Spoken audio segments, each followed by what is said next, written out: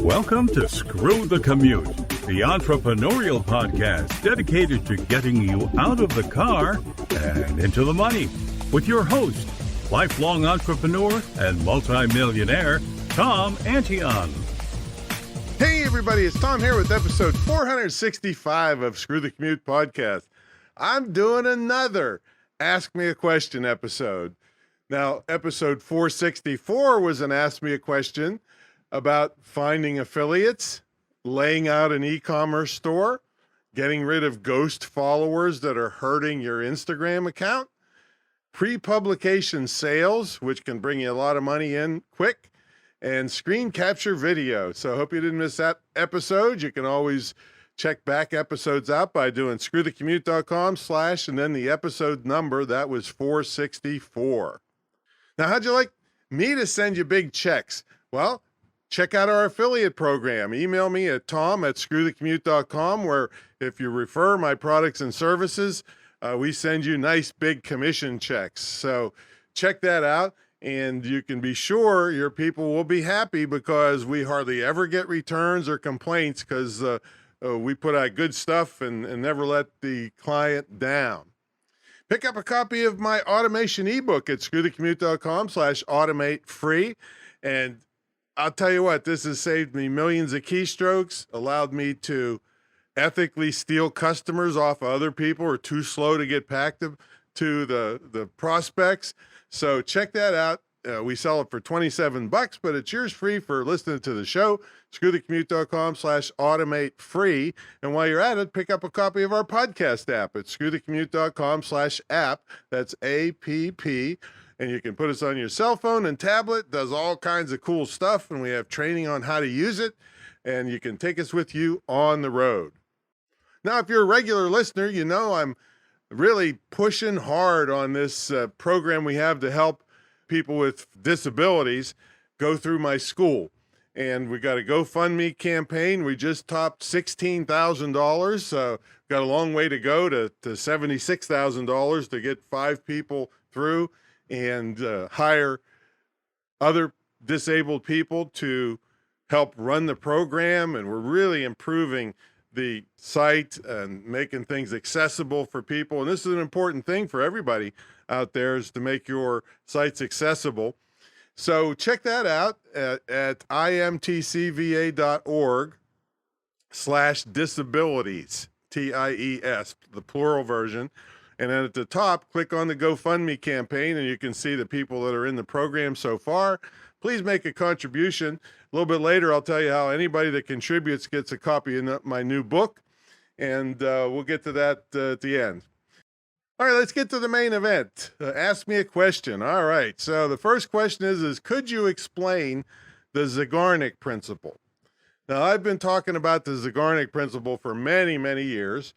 Bluma Zeigarnik was a Russian psychiatrist, psychologist that uncovered the principle of the human mind, that the human mind cannot stand unfulfilled curiosity. So we use this to our benefit in our copywriting most of the time, and in our emails and blog postings and all kinds of stuff. The idea is that you say something that makes people curious of what you're talking about or what the answer is. They even use it on business cards. Smart business people don't just go to networking events and hand out business cards that people just throw away. They use the backside and ask some kind of question that can only be answered at their website.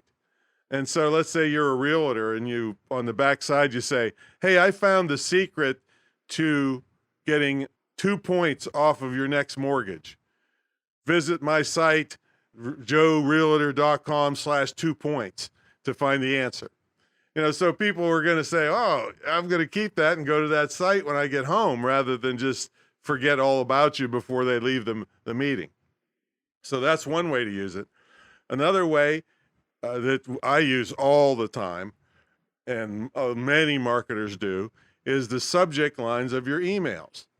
See, that's the number one thing that gets your email opened. It's not the number one thing that keeps your email from being deleted. That happens to be the fact that they recognize who it's from. That keeps your email from getting deleted. But the number one thing that gets it open is the subject line. And by the way, I always have to throw in extra stuff. Subject line should be 50 characters or less, including spaces. And the most important stuff should be to the left in case it gets truncated or cut off. And, I only have 36 characters available in my email program. There's more available, but that's how many I allow to show to see if I want to open the email or not. If you do a good job at curiosity in your subject lines, you'll get way more opens to your email. And then inside the email, if you do a good job in the body, you'll get way more click-throughs to your website. Now, here's an example of a subject, one of my biggest ones ever. It's, boy, did I get in trouble. That was the subject line. I don't know how many characters that is, but it's not many. People that have been on my list for a while have okay, what did Tom do now? And what kind of trouble did he get in? They had to open it to find out, right? So that's how you use it. So it's basically creating curiosity. In fact, we had a real long pamphlet type of sales letter at one time. At the bottom of every printed page, I made sure that a sentence didn't end at the bottom, because nobody wants to quit reading in the middle of a sentence. Okay, so it forced them to turn to the next page to finish that sentence, and it sucked them in to keep reading. At the bottom of every page, it never ended in a period. See, so curiosity is one of the most powerful techniques you could ever do. And of course, I go into this and 30 other really powerful techniques in my copywriting901.com course. Okay. Oh, wait, one more story I got to tell you about curiosity and Zeigarnik. So I'm doing this, and this happens I'm reminded of this because Britney Spears is in the news right now because she's trying to end this conservatorship where they're running her whole life. But anyway, years ago, I remember this vividly. I was in a hotel in Los Angeles getting ready to go down and do a speech. This is back actually when I actually wore ties. I remember this because I'm sitting there putting my tie on, and the news is on. And news directors use this all the time. They tease you with something, and it makes you curious, so you stay and keep watching. And I've had news directors in my program that have told me, yeah, we just lie to you. We tell you it's coming up in the next segment. No, it's not coming up till the end because we don't want you to change the channel. So anyway, I'm watching this, and they do a tease that says, guess who Britney kissed? We'll tell you in the next segment. And I'm thinking to myself, I don't give a darn about Britney Spears, but I wonder who it was. So I'm kind of dawdling around, putting my tie on and getting my stuff together to go downstairs. Next segment comes by, no Britney. But they tease it again. And I'm again thinking the same thing. I don't really care. I should go downstairs, but yeah, I wonder who it was. And this was after she had this big brouhaha with kissing Madonna, so I think it was right around the time. So anyway, it's clear at the end of the show, the news thing, and I'm almost late going downstairs. And finally it was this kid that she married for like 12 hours in Las Vegas. Okay. So it got a guy that knows the technique to stand there for a half hour dawdling around, putting my tie on to find out. So very, very powerful. Okay, let's see. Next question. Are PDF books better than Kindle books? Well, there's not a better or worse, but I will explain to you how the method that I use with my mentees. We always start with a PDF ebook, always, because it costs nothing to do. You can make the cover for free on Canva. You can write it in your word processor. You can convert it to PDF, and you have no investment in this piece of intellectual property that you can then sell as much as a printed book.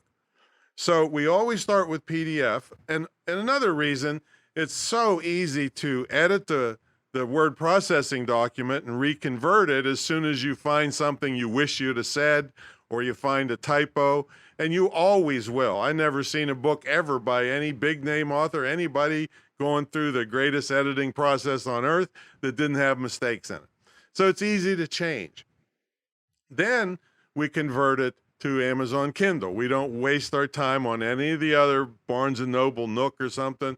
Amazon Kindle is the big 900-pound gorilla. By the way, I have a mastermind I do every so often that's a 12-week course. There's so many details to this. Yeah, it sounds easy, but then how do you sell it?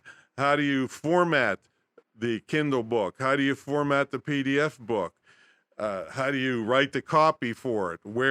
How do you sell it on your website? All of those things. But anyway, back to Kindle. Once we convert it to Kindle, we're not driving people to Amazon to buy it. We want the traffic Amazon has to find it and buy it. We want the people that we have control of, like with our email list and our social media, to go buy the PDF version, which is normally at a much higher price. So that's there's not one's better than the other. They're just different. The pricing points are different, but the people that come off of Amazon probably never heard of you. And so they're not going to notice. And plus, they'll be happy that it was cheaper than the PDF version if they do eventually get to your website, which we teach you methods to get them to your website so that they have to opt in to build your email list. See, so there's all these things that are involved in it, but one's not better than the other. You do both.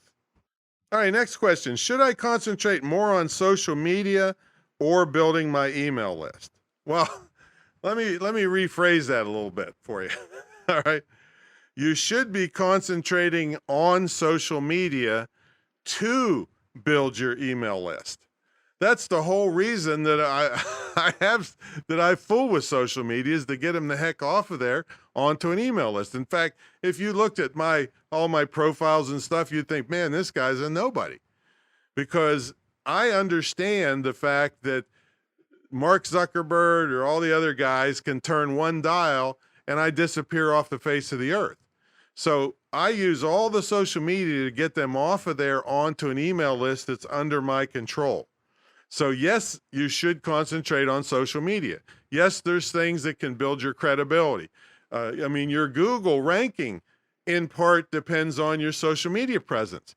If you have a lot of backlinks coming into your website, Google is looking at it to see if you're cheating or not. They say, hey, if so many people have bothered to link to you, there's somebody's talking about you. You better have a social media presence to back it up. See, so all of these things are intertwined nowadays, but the bottom line, and all the people, I don't care what they're telling you, all the fancy ads and all the little wet behind the ear people that, I just got rich, all that crap. Email is where the money is. Email. Because it's under your control. Anytime you want to, you can reach out to your people and all that. So no, it's not a one or the other. It's using one to make the other really powerful.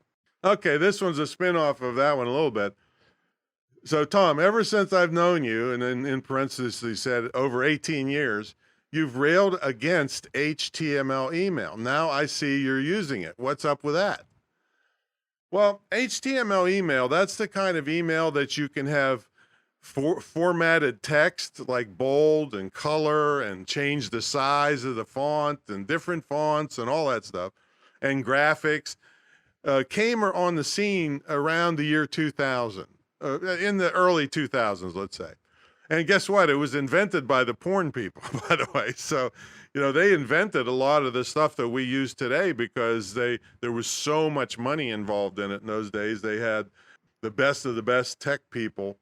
And in fact, a guy used to help me out, had a job. He made $100,000 a year, and this is over 20 years ago, just negotiating with Visa and MasterCard, 1/10% difference in the percentage that they took, because the porn ring he was working for was bringing in $400,000 a day. All right. Anyway, they were able to invent a lot of this stuff that we use, today. But it wasn't clear until the year 2016, where, if you hear anything in the background, that's my little rescue dog I have here. She's a little upset. Anyway, till 2016, where it was just becoming universally accepted, when you send an email out that's HTML, that it looks halfway decent when it gets there. In fact, there was a study that showed that up to 60% of HTML emails did not get to the recipient looking like it did when you sent it. Because there's all these different email recipients and cascading style sheets and stuff I don't fool with. So I just avoided it like every other top marketer on earth. We only sent plain text for years and years and years. And I railed against it because there was so many negatives. Spam filters, because of the porn thing, give you a negative point just because of the format of the HTML. Didn't matter what was in it. That's all gone by the wayside. And now the people reading it, more of the technology is standardized that they can see it half decently.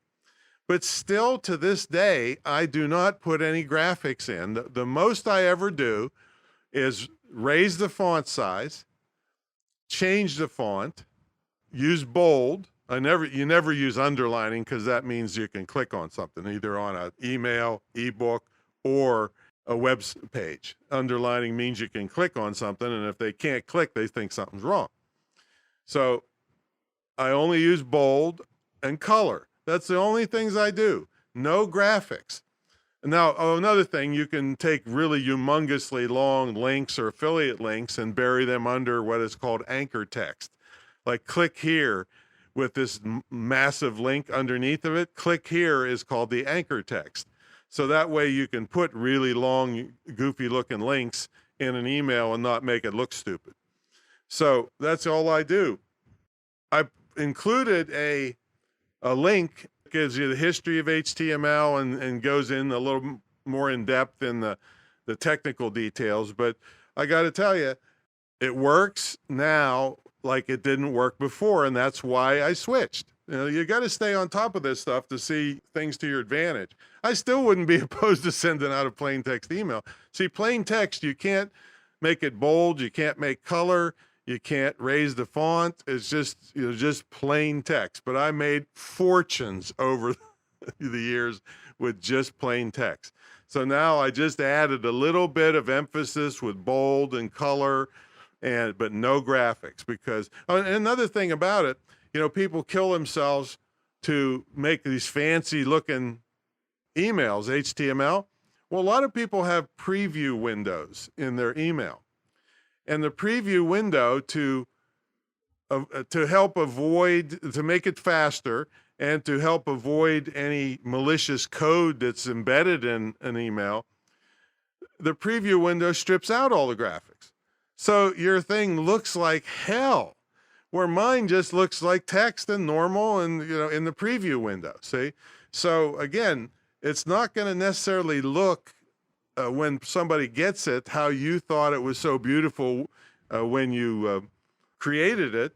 And it's enormous amount of more work to create it properly so that it will be seen as good as possible everywhere. See, when you get something from Macy's or something, or Nordstrom's, well, they've got a team of geeks that know what they're doing, watching every single thing about the email.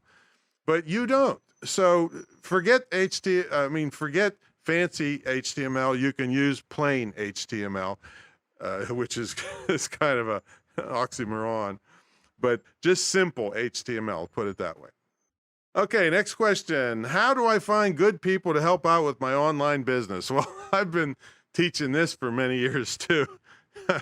Now, it's been a little bit more difficult in the past year if you're trying to get a young person because of the pandemic. It's still possible. People are still doing it. So I suggest you get a high school student that's really tech savvy. I always tease it, get the kid that's never going to get a date in their entire life. Okay.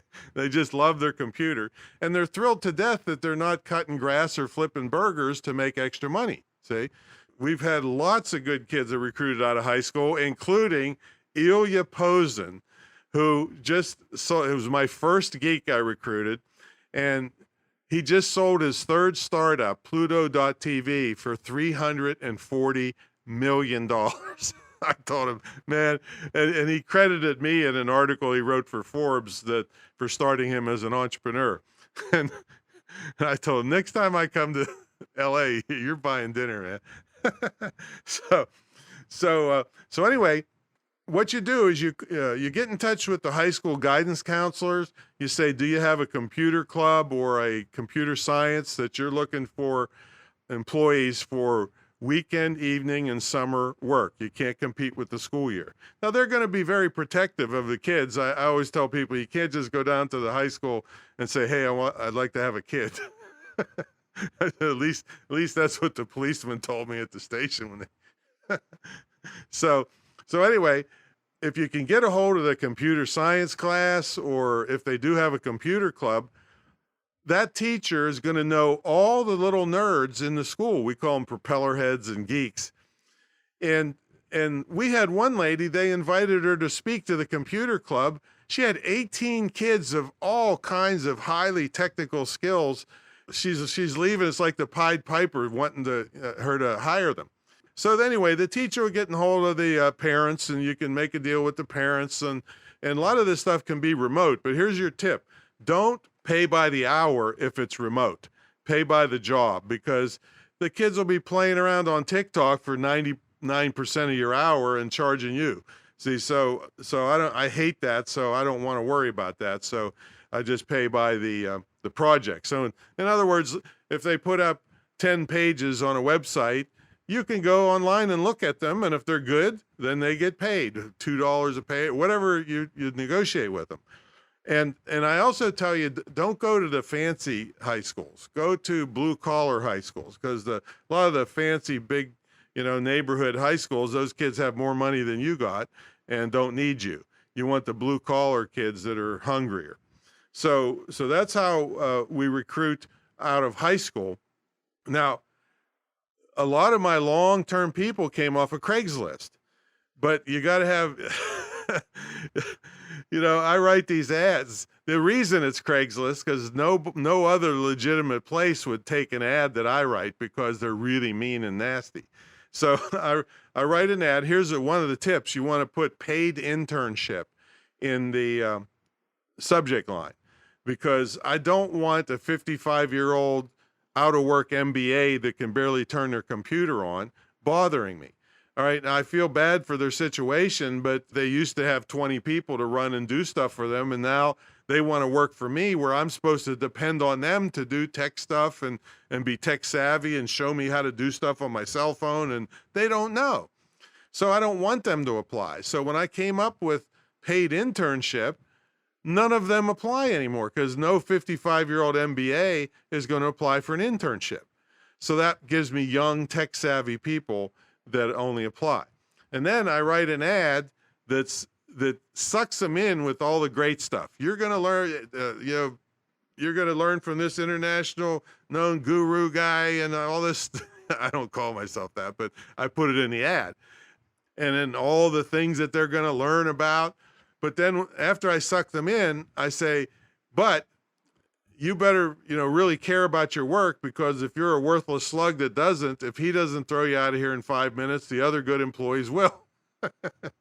And so that scares off all the losers. And, I'm very blunt. There's losers out there. There's a high percentage of them in the younger generation. I'm not saying it's their fault, because it's usually the parents that want to make it easy on their kids, so they don't put any pressure on them. They don't give them a work ethic. They give them everything. And so I'm not blaming the kids, but I don't want to deal with them. So it scares off all the losers, and then only good ones apply. And I've had some here 12, 13 years, some still here. Right. So that's how I do Craigslist. And certain cities, you do have to pay for employment ads, but most of the country, you don't. So that's how we do it with recruiting people. All right, next question. Tom, how soon is your crowdfunding book coming out? I need money to print my next book. Well, it's should be out within about a week because I just did a pre-publication sale on it, and you're obligated to put it out when you say you're going to put it out. So I told them about a week. This should be about a week. Now, here's the thing you can do in the meantime. Well, let me tell you about the pre-publication sale, because everybody that contributes to my crowdfunding campaign, all the money's going to the scholarships for the disabled people, gets a copy of the book if you contribute $20 or more.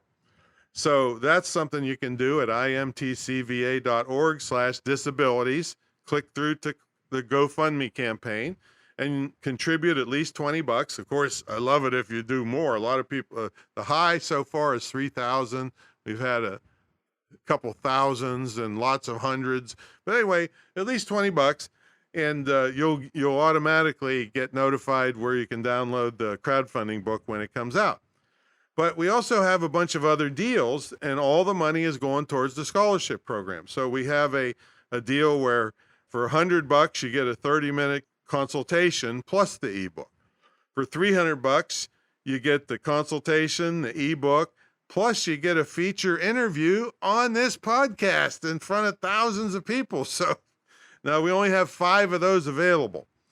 For $497, you get a full website critique and consultation.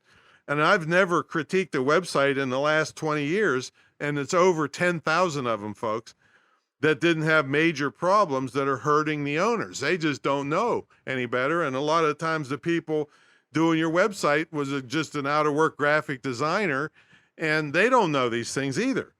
Now, we only have 3 of those available. You save like $500 off of retail on that. On the other thing, you save $200. All right, for $9.97, you get a one-on-one full-day consultation that can be broken up into smaller chunks. It could be 8 one-hour consultations or 16 30 minutes or any combination, and you save $4,000 off of the price of that. And remember, all the money's going to the scholarship fund. And then for $1,248.50, you get the one-on-one 2-day VIP one-on-one video weekend. So you come in on a Friday, we put you in our studio, we shoot as many marketing videos as you, and I also prepare you before you get here. We had one couple shoot 53 marketing videos here. And then we teach you how to use them on YouTube properly. There's a million details on YouTube, most of you don't know. And then we teach you how to use them on social media. Then I do an evening session with you on equipment and lighting and all the stuff I've learned in the 40 plus years I've been doing video. Even studied in Hollywood and had 2 Hollywood guys working for me, picked up all their tips.